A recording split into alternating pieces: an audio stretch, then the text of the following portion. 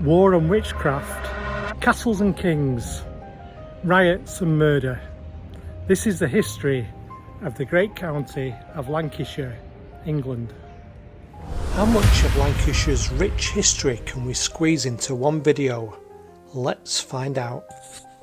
To begin this story, we're travelling way back in time, 12,000 years to the Mesolithic period, where the first hunter-gatherers settled in Lancashire, following the retreat of the ice sheets at the end of the Ice Age.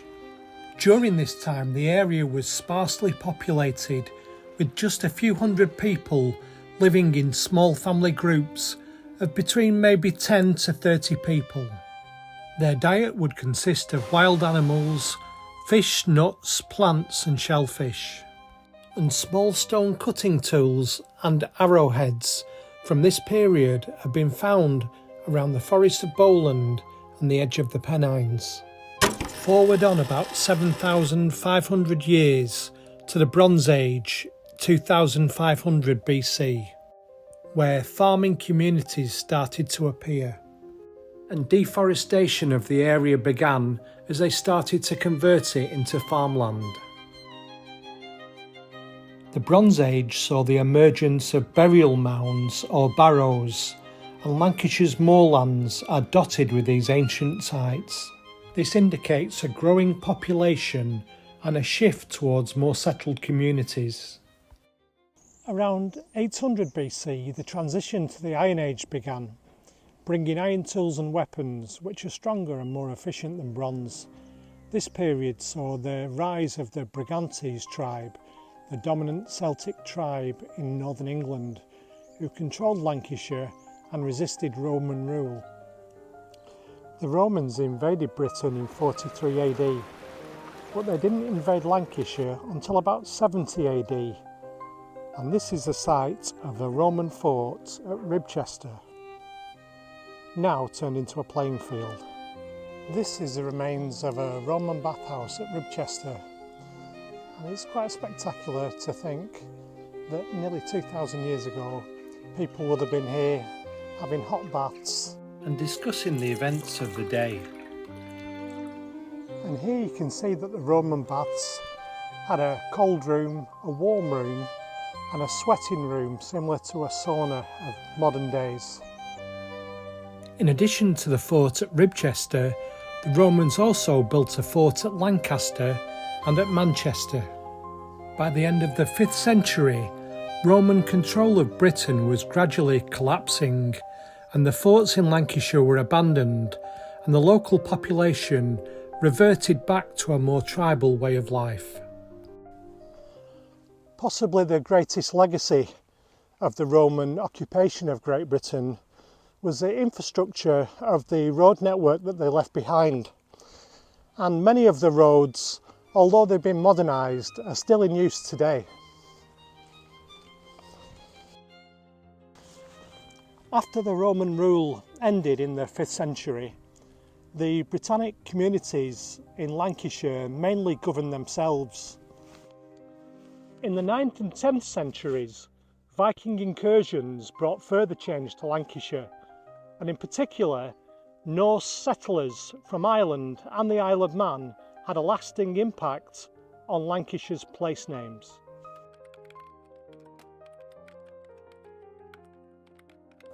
Estimates suggest that pre-Norman Lancashire had a very low population, likely between 5 and 10,000 people. Settlements were small villages and hamlets, often near the rivers or coastlines. There were a few towns. Most of the population lived in rural farming communities. Major settlements at the time included Lancaster, Preston and Latham, but they were still little more than villages. The Norman conquest and its impact from 1066 to 1100. After William the Conqueror won the Battle of Hastings in 1066, he set about securing control of England. Lancashire was not an immediate priority, but in the 1080s, the Normans began exerting their influence on the region. Harrying of the North occurred during the years 1069-1070, and the Normans faced rebellions in the north, including in Lancashire, led by Anglo-Saxon and Viking-descended lords. In response, William the Conqueror launched the Harrying of the North, a brutal campaign where Norman forces burned villages, killed livestock and devastated farmlands. This caused huge population decline as many people fled or died from famine. In the Domesday Book in 1086 was the first record of Lancashire, and the Domesday Book, William's Great Survey of England, does not mention Lancashire as it does not really exist yet as a county, but instead its lands were divided between Amounderness, which was Preston and the Fylde, recorded under Yorkshire, Lonsdale, Lancashire and Morecambe Bay, part of the Yorkshire and Westmoreland, and West Derby, which was consisting of Liverpool and South Lancashire, controlled from Cheshire. The formation of Lancashire as a county in 1182. By the late 1100s, King Henry II recognised that Lancashire had distinct boundaries and needed its own administration. In 1182 it was officially recorded as a county or a shire, with Lancaster as its main administrative centre. The reasons for creating Lancashire was its strategic importance. It was a border region between England and Scotland, requiring strong governance, and growing settlements. Towns like Preston and Lancaster were expanding and needed their own legal and trade systems. And finally, royal power. Henry II wanted more direct control over the northwest, limiting the power of local lords. By 1200, Lancashire was still largely rural and undeveloped, but Norman rule brought some key changes, such as the feudal system. The Normans redistributed land to Norman barons who ruled over the local peasants. More castles and churches were built, reinforcing Norman control, and the growth of market towns like Preston, Lancaster and Ormskirk began to flourish, especially with new roads being built, allowing markets for goods like wool, salt and fish to be traded more easily.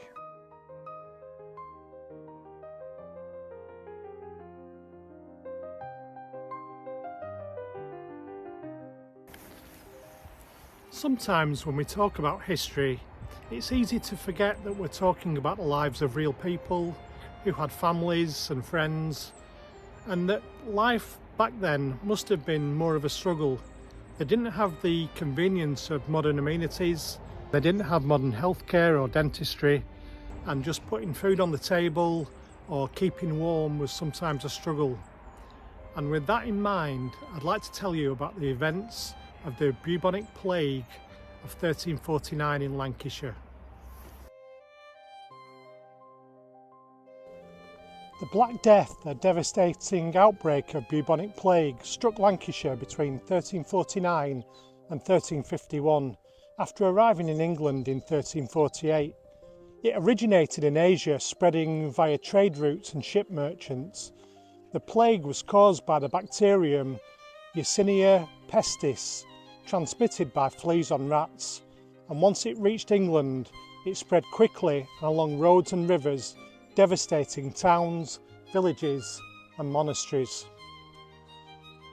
The plague reached Lancashire. It first hit southern England in 1348, arriving via ships from Europe, likely coming from Bristol, and it spread through major trade routes, reaching Chester in 1349 and from there into Lancashire. And towns like Lancaster, Preston and Clitheroe and Manchester were hardest hit due to their markets and their travel links. Rural areas were later affected, but the spread was slowed there due to their remoteness. It's believed that in some areas up to half the population perished.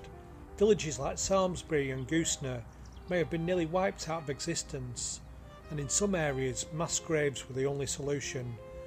But the loss of so many workers shattered local economies, fields lay unattended, mills fell silent and famine loomed over the few that remained. But from this horror, with so many peasants dead, the survivors found themselves in more demand, and lords desperate for labourers had to pay increased wages. It was a slow recovery for Lancashire after the Black Death in 1349, but gradually market towns grew and noble families like the Stanleys gained influence, and by the 15th century Lancashire, a Lancastrian stronghold, became central to the Wars of the Roses.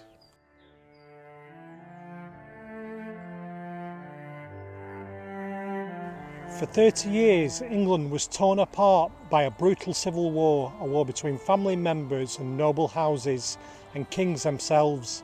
It was a conflict so treacherous and full of ambition and betrayal, it was England's real Game of Thrones. The War of the Roses was a struggle for the English crown between two rival branches of the same royal family, the House of Lancaster, symbolised by the red rose, and the House of York, bearing the white rose. Both were descended from the mighty Plantagenet dynasty, whose rule stretched back to the 12th century. What began as political infighting turned into a relentless battle for survival, shaping the future of England forever. At the heart of this struggle was Henry VI, a deeply pious and introverted king, more suited to prayer than ruling.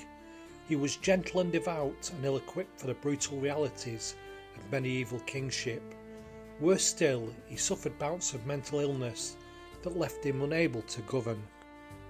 While England had been ruled by warrior kings like his father, Henry V, who won glory at Agincourt, and interestingly was only ever painted from one side because he took an arrow to the face and didn't want to show his disfigurement. Henry VI lacked the strength and decisiveness needed to lead. His reign was marked by instability, with noble factions fighting for power in his name. His greatest weakness, however, was that he did not rule at all. It was others who ruled for him. His wife, Margaret of Anjou, would not sit idly by while the crown slipped from her family's grasp. Margaret was only 15 years older when she became Henry's bride, but she was everything that Henry was not. She was intelligent, fearless and ruthless. She became the true leader of the Lancastrian cause, rallying armies, forging alliances and fighting to secure the throne for her son, Edward of Westminster. But her enemies were just as determined. The Duke of York, Richard, saw Henry's weakness as an opportunity to seize power for himself. York's claim to the throne was strong, stronger some argued than Henry's own. A man of ambition and military skill, he gathered support and plunged England into civil war. The conflict erupted into open battle in 1455 at St Albans, the first of many clashes that would see England's nobility slaughter one another on the battlefield. Over the next 3 decades, the country saw some of the bloodiest conflicts in its history. At Towton in 1461, 28,000 men were cut down in the snow, the deadliest battle ever fought on English soil. It's said that the field and the river ran red for 3 days afterwards with the blood. That same year, Edward, Duke of York, seized the throne as Edward IV, sending Henry VI into hiding. The Yorkish triumph seemed complete. But Margaret of Anjou was not finished. She gathered an army in the north and fought on, refusing to accept defeat. In 1470, fortune smiled on Margaret. Henry VI was restored to the throne, but it was a fragile victory. Within months, the Yorkists struck back. At the Battle of Tewkesbury in 1471, Margaret's hopes were finally crushed. Her son, the last Lancastrian heir, was killed, and she was taken prisoner. Soon after, Henry VI was murdered in the Tower of London. With no one left to challenge them, the House of York reigned supreme. But even in victory, the Yorkist dynasty was never secure. Edward IV ruled for over a decade, bringing relative stability, but his sudden death in 1483 set off another crisis. His young sons, Edward V and his brother Richard, were placed in the Tower of London for safekeeping. They then vanished. Their uncle, Richard, Duke of Gloucester, declared them illegitimate and took the throne as Richard III. Whether he ordered the murder or not remains one of history's greatest mysteries, but at the time people believed him guilty. His ruthless rise to power made him enemies, and his reign was overshadowed by suspicion and rebellion. Richard III's time on the throne ended in 1485 at the Battle of Bosworth, where a new challenger emerged, Henry Tudor, a distant Lancastrian heir with a claim through his mother. Richard was killed in the fight, the last English king to die in battle, and as his crown was placed on Henry Tudor's head, the war was finally over. Henry claimed the throne as Henry VII and married Elizabeth of York, uniting two rival houses at last. Their son would become Henry VIII, and their dynasty, the Tudors, would rule for over a century, ushering in a new era for England. The War of the Roses was over, but its impact never faded. It left England scarred and the great houses weakened, and the old feudal system was broken. In the end, it was not just a fight for the throne, it was a fight for the very soul of England.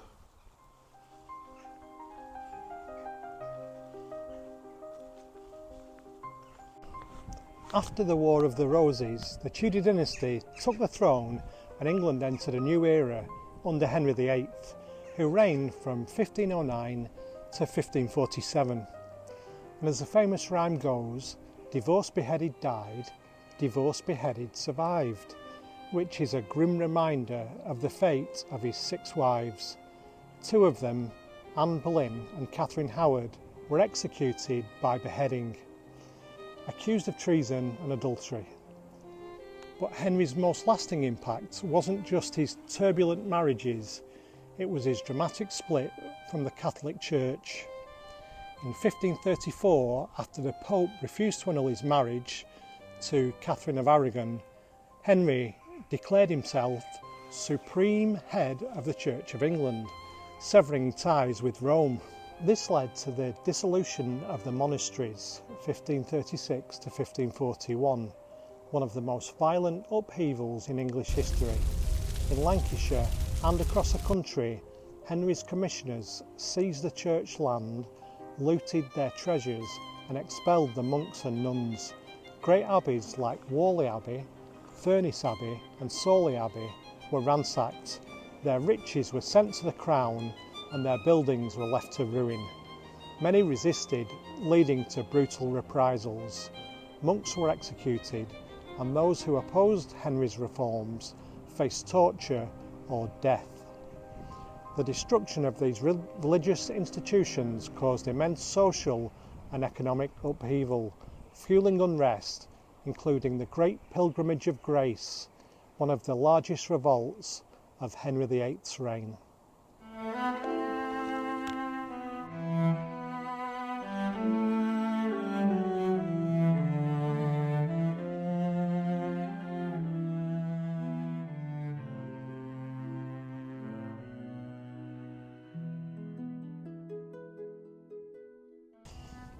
The trial of the Pendle witches is one of the most shameful events in Lancashire and English history, a story of abuse by the British legal system and by the government.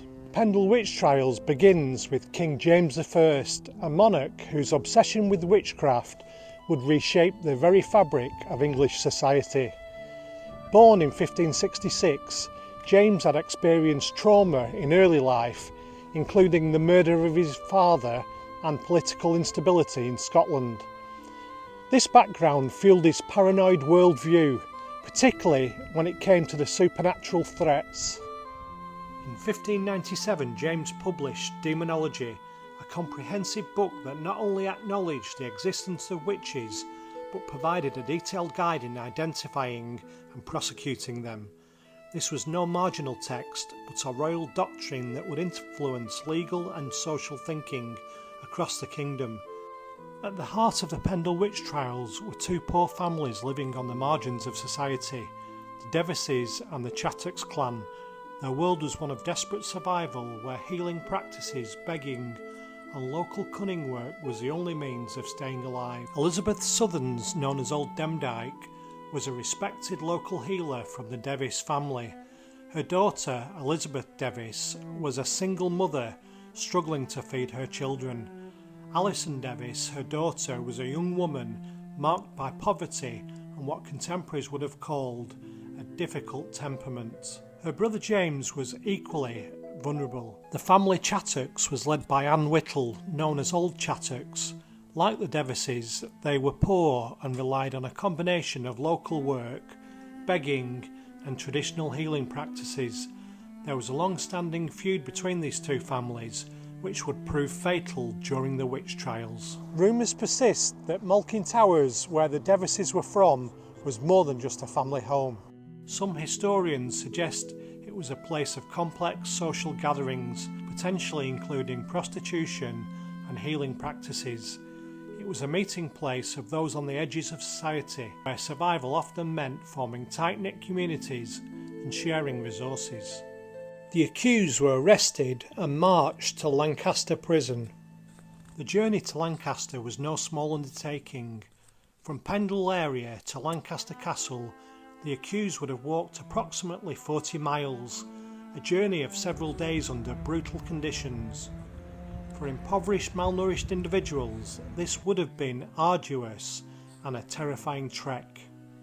At Lancaster Castle, the conditions were horrific. Prisoners were kept in dark, damp cells with minimal food and no sanitation. Imprisonment itself was often a death sentence, with disease and starvation claiming many lives before they ever reached trial. While English witch trials did not typically use extreme torture methods seen in continental Europe, psychological pressure and harsh imprisonment were standard practices. The most shocking aspect of the trial was the testimony of Janet Devis, a 9-year-old child who became the primary witness against her own family. Modern historians continue to debate her testimony. Was she coached or coerced, and was she attempting to survive in a hostile environment by pleasing the authorities? The accused included Elizabeth Southerns, known as Old Demdike, who died in prison before the trial, Elizabeth Devis, James Devis, Alison Devis, Anne Whittle, known as Old Chattocks, Anne Redfern, daughter of Old Chattocks, Alice Nutter, notably a wealthy landowner, which made her presence among the accused unusual, Catherine Hewitt, known as Mould Heels, John Bulcock and Jane Bulcock. Janet Preston was tried separately in York and executed on the 27th of July 1612, before the Lancaster trials commenced. The feud between Devis and the Chattocks families ran deep.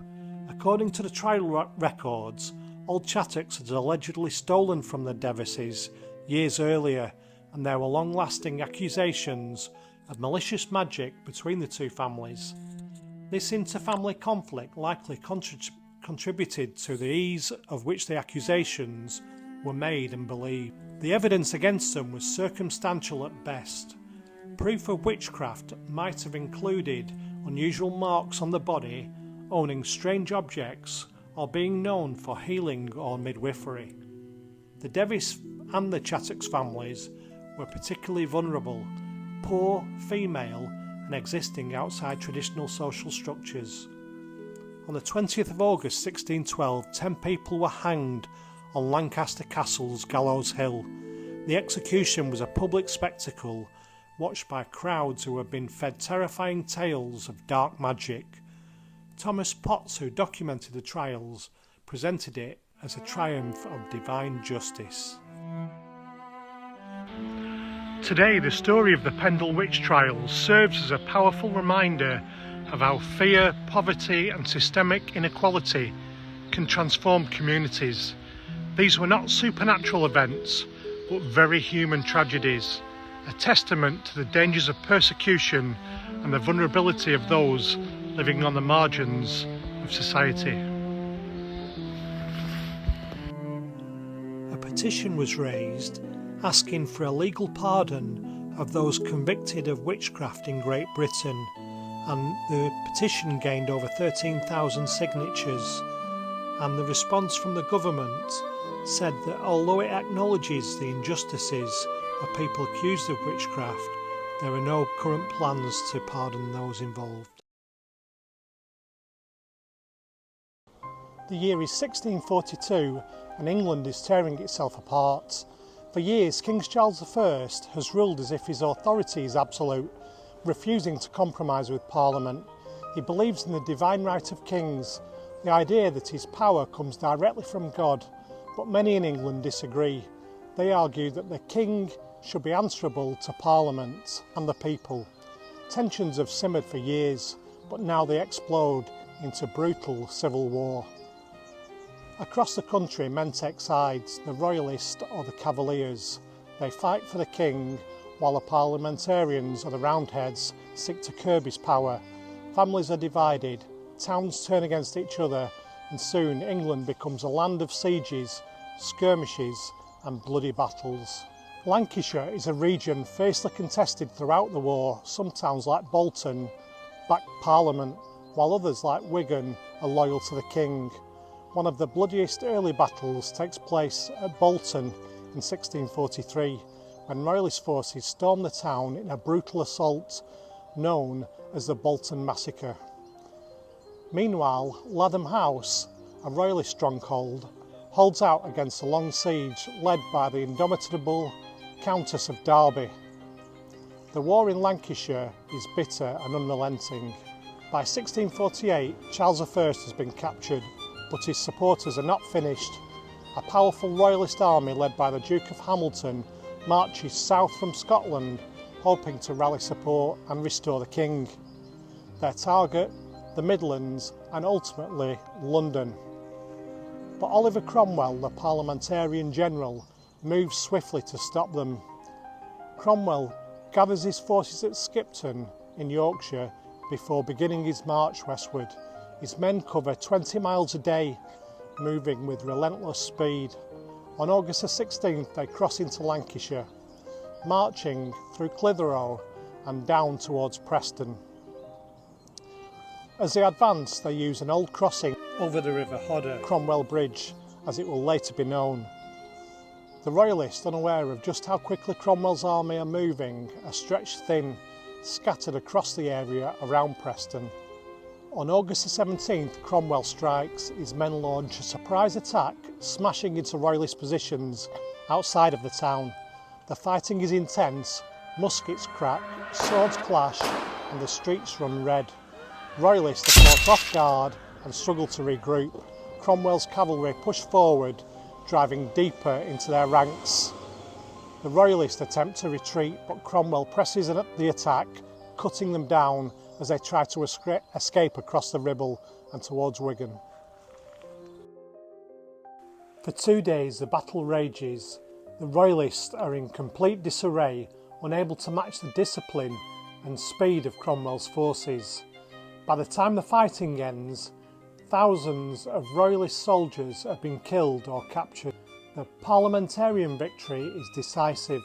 The last real hope for the king's cause is crushed. Months later, Charles I is put on trial for treason. In January 1649 he is executed, his death marking the end of an era. England will never be ruled the same way again, and in Preston the echoes of the battle fade, leaving behind only a memory of a conflict that shaped a nation. In 1660, as England welcomed back Charles II to the throne, Lancashire was a sparsely populated region of small market towns, fishing villages and agricultural hamlets. The tallest structures were the church spires and the loudest sound were the church bells. But change is coming. Following the restoration of the monarchy in 1660, Lancashire's traditional wool industry began to evolve. Local weavers worked from their cottages in small villages scattered across the county's undulating hills and green valleys. These domestic artisans, using hand looms of medieval design, created textiles of remarkable quality, establishing Lancashire's reputation for craftsmanship that would endure for centuries.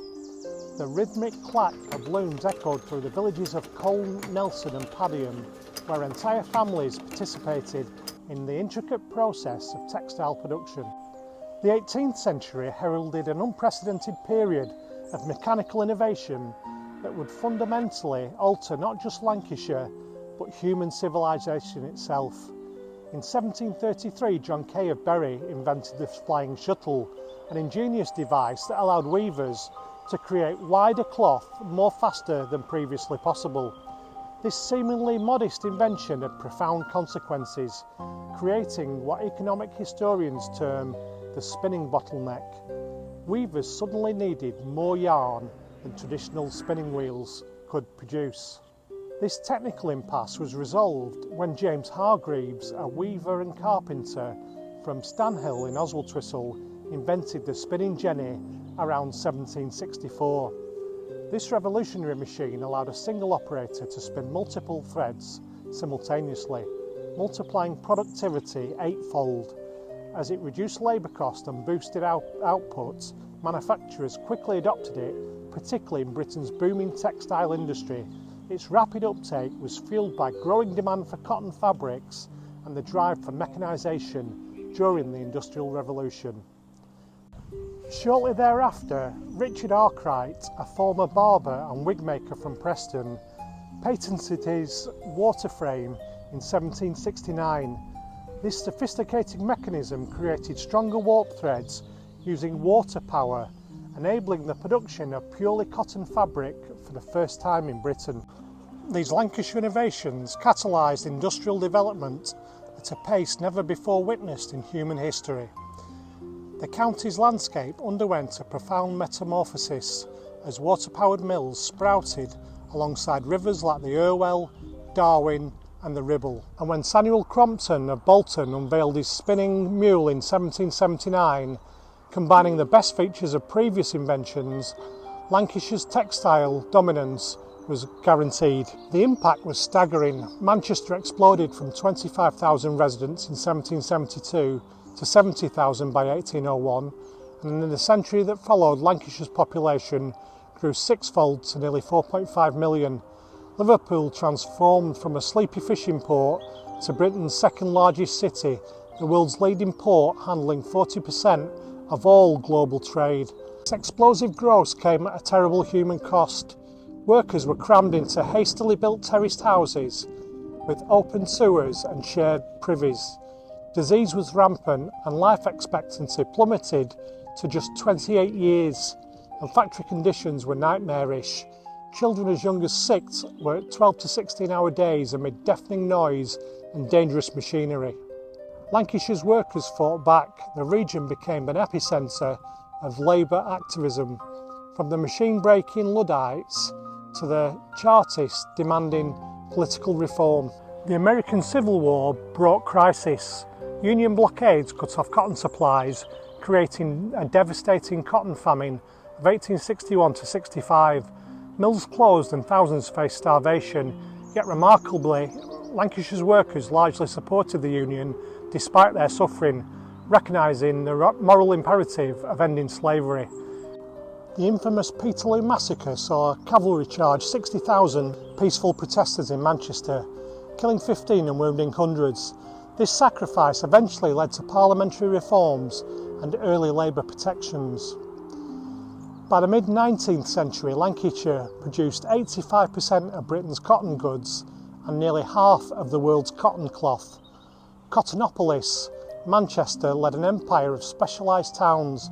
Bolton, Oldham dominated spinning, Blackburn specialised in weaving, and Preston excelled at both. Innovation extended beyond textiles. In 1830, the Liverpool-Manchester Railway, the world's first passenger service, revolutionised transportation. James Naismith's steam hammer transformed metal forging, and in St Helens, a Pilkington family revolutionised glassmaking, while Barrow became a shipbuilding powerhouse. Entering the later parts of the 19th century, Lancashire experienced rapid transformation across multiple fronts. The country's industrial heart beat strongly as cotton and textile factories flourished, driving economic growth and innovation. New rail networks expanded connectivity, ushering in a dynamic era of commerce and social change. Urban centres grew and civic projects and public spaces emerged, showcasing modern engineering and ambitious infrastructure such as piers, exhibition halls and civic buildings. Alongside the industrial boom, a vibrant cultural renaissance blossomed. Theatres, music halls and art exhibitions began to dot the landscape, reflecting a society in flux and the evolving aspirations of its people. Political labour movements gained momentum, advocating for workers' and women's rights and social reforms, while technological advancements gradually reshaped daily life. Collectively, these diverse events and developments forged a complex, energetic tapestry that encapsulated Lancashire's leap into modernity.